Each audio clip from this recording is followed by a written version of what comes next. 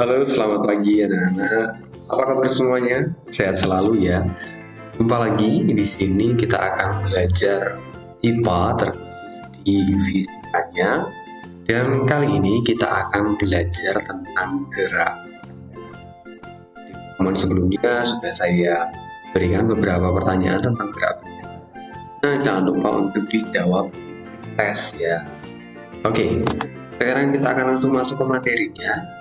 Karena di sini nanti kita akan belajar tentang beberapa hal ada di materi gerak benda. Sebenarnya materi gerak benda nanti itu ada GLB dan GLB. Ada dua, tetapi sebelum masuk ke sana kita perlu mengenal komponen-komponen gerak. Maka apa saja itu langsung saja kita masuk ke dalam materinya. Secara umum, gerak benda itu apa sih? Apa yang bisa menjadi alasan atau dasar kita mengatakan sebuah benda bergerak? Nah, di sini saya ingin mengajak kalian untuk merekonstruksi pemahaman kita bersama tentang gerak. Gerak benda di fisika ini justru dibatasi. Misalnya gini, kalau kalian melihat rumput yang bergoyang, kita sudah mengatakan kalau rumput itu bergerak. Misalnya pohon kena angin, kita juga mengatakan bahwa pohon itu bergerak. Tetapi kalau di dalam fisika tidak seperti itu. Gerak itu dibatasi. Batasinya seperti apa? Seperti ini. Jadi benda itu dikatakan bergerak apabila benda itu mengalami perubahan kedudukan. Perubahan kedudukan dari posisi awalnya atau kedudukan awalnya. Atau kadang juga kita menyebutnya sebagai titik acuan. Maksudnya gimana sih Pak? Contoh realnya seperti apa sih? Misalnya seperti ini. Jadi ada sebuah mobil ya, mobil yang berada di titik A. Mobilnya ada di titik A. Kemudian kita sebut titik A ini sebagai titik acuan atau titik asal mula dari benda itu sebelumnya. Ya, ini titik acuan atau kedudukan A sama saja. Lalu kemudian dia bergerak atau berpindah dari titik A ke titik B. Ya, dia berpindah dari titik A ke titik B. Maka kita bisa menyebut mobil ini bergerak dari titik A ke titik B. Jadi, mobil ini bergerak dari titik A ke titik B.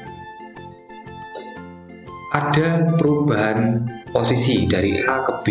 Itu yang disebut sebagai bergerak di dalam. Kita ambil contoh lagi.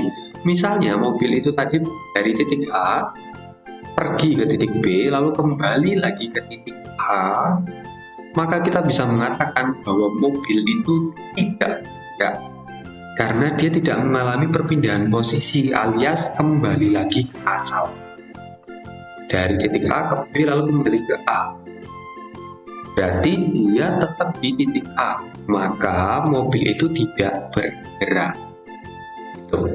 Jadi kita rekonstruksi pemahaman kita bersama bahwa kalau di dalam IPA terkhusus di fisika yang disebut sebagai bergerak itu ketika dia berpindah posisi. Misalnya tadi dari titik A ke titik B. Kalau titik A kembali ke titik A lagi, maka kita bisa menyebut bahwa mobil itu tidak bergerak. Oke? Nah, kita lanjutkan. Ternyata di dalam gerak itu juga ada yang faktor sudut pandang. Jadi ketika sudut pandangnya berbeda, maka jenis gerak itu juga akan berbeda. Ada dua jenis gerak berdasarkan sudut pandang pengamat atau yang melihat kejadian itu.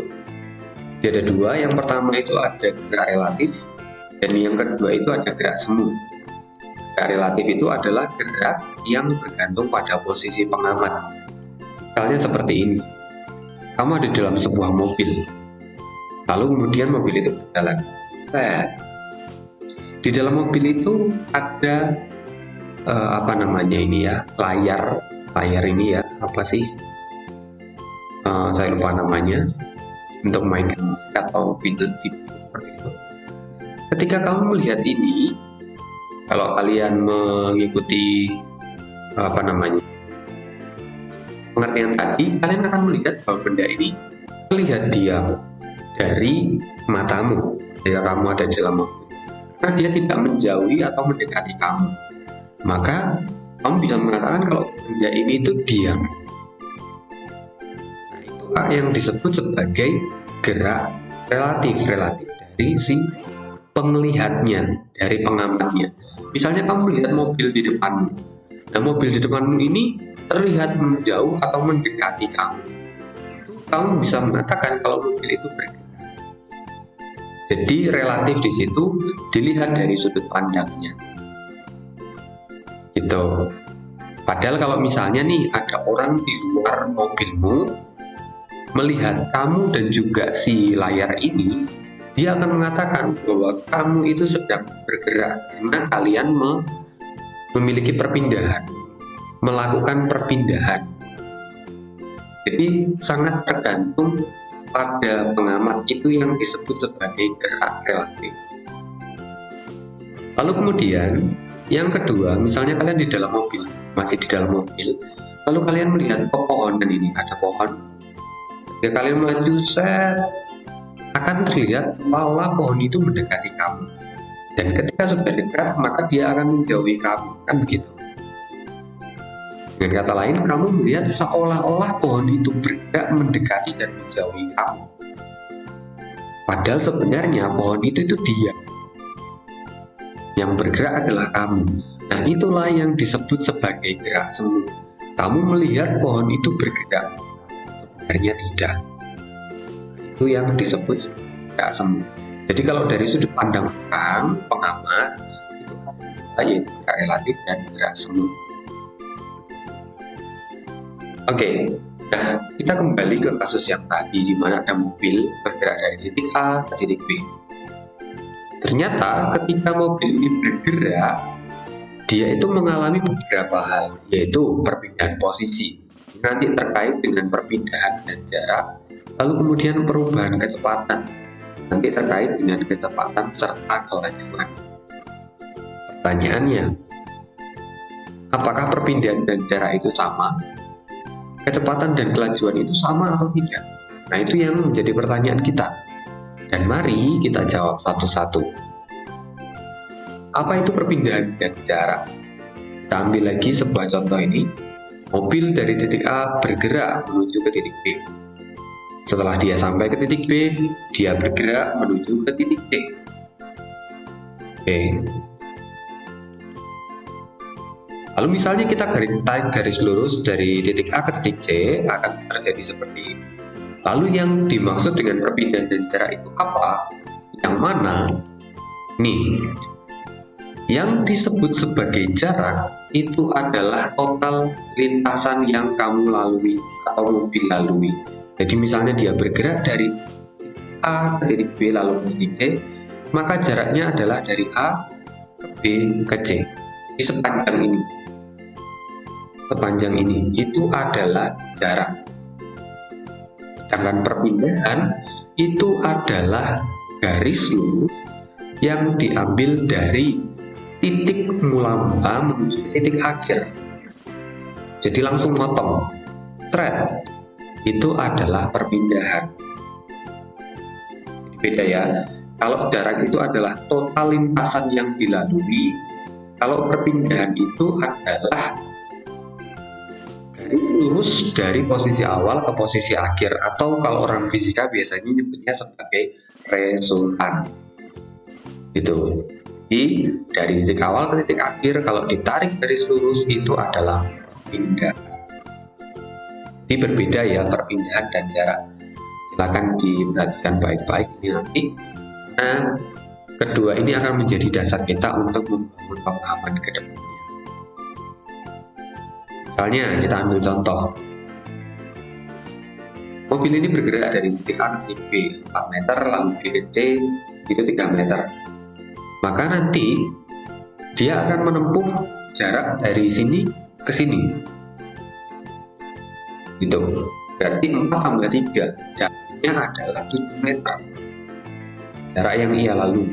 Lalu perpindahannya berapa? Nah, ini kita bisa menggunakan yang namanya Pitagoras dari matematika. Nanti bisa menggunakan Pitagoras seperti ini hitungannya, AC kuadrat sama dengan AB kuadrat plus BC kuadrat. Maka nanti akan didapatkan nilai dari A ke C itu sejauh 5 meter. Itu adalah perpindahannya. Maka jarak yang ditempuh tadi kan 7 meter, dan perpindahan yang ditempuh adalah 5 meter. Maka dapat disimpulkan bahwa jarak dan perpindahan itu berbeda. Ya, lainnya saja sudah berbeda. Lalu kemudian satu lagi, bahwa perpindahan itu termasuk besaran vektor yang mana dia memiliki arah. Jadi setelah menjawab, di belakangnya itu selalu ada keterangan. Misalnya dia berpindah tadi kan ke sini, ini arahnya kemana? Oh, ternyata ke kanan bawah. Jadi mobil ini berpindah dari titik A ke titik B sejauh 5 meter ke kanan bawah. Selalu ada keterangan seperti itu kalau yang ditanyakan adalah perpindahan. Pak, kalau misalnya perpindahannya dari sebelah sini, gimana Pak? Ya berarti nanti arahnya kemana? Dari sini ke sini, berarti nanti ke kiri bawah. Tergantung tanda panahnya. Kamu lihat tanda panahnya. Tanda panahnya ke atas berarti ke atas, ke kanan atas berarti ke kanan atas. Jadi kesimpulannya, penegasan sekali lagi, perpindahan itu adalah panjang lintasan dari posisi awal sampai ke posisi akhir dalam garis lurus. Jarak adalah panjang seluruh lintasan yang dilalui oleh benda, yang mana benda ini tidak memiliki arah. Nah, besaran yang digunakan untuk kedua satuan ini itu adalah besaran panjang, alias nanti kita akan menggunakan satuan meter gitu ya. Dan jarak itu nanti satuannya adalah meter, sama. Maka kalian harus bisa membedakan. Sama-sama meter tapi bedanya di mana. Oke. Karena videonya sudah cukup panjang, kita cukupkan sampai sini. Minggu depan kita akan membahas tentang kecepatan dan kelajuan. Dan tugas untuk kalian, untuk pertemuan berikutnya, kalian nanti cari arti kecepatan dan kelajuan. Gitu. Cari perbedaan kecepatan dan kelajuan. Lalu nanti kalian isikan di e-learning. Kalian isikan di e-learning, kecepatan dan kelajuan itu apa sih? Gitu. Kalian isikan, lalu kemudian nanti akan saya berikan juga satu soal untuk latihan yang perpindahan. Gitu ya, silakan dikerjakan. Terima kasih untuk hari ini, dan itu saja dari saya. Sampai jumpa lagi di video-video berikutnya. Bye, dan salam sehat untuk kita semua. Tuhan memberkati.